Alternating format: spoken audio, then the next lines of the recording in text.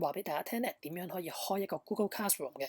咁首先咧，我哋會登入我哋嘅 Google 帳號啦，然後咧喺呢個位置有9粒點嘅，咁我哋撳入去咧。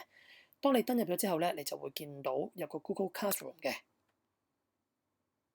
好啦，撈完出嚟之後咧，假設如果你想加一個你嘅房間，咁咧你就撳個加掣，咁加入建立課程啦。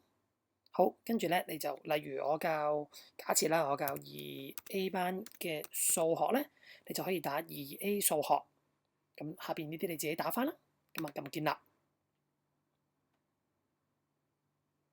好啦，當你開咗個吉嘅 Classroom 嘅時候咧，你要加學生落去噶嘛。咁咧，我已經咧幫大家將24班嘅學生咧 group 咗群組嘅。咁所以咧，你就只需要喺增加成員呢度咧，好簡單啫，喺成員呢個位置。例如你開嘅班係2A 啦，咁咧你可以加學生嘅。咁我哋邀請學生啦，咁你就打2A 落去。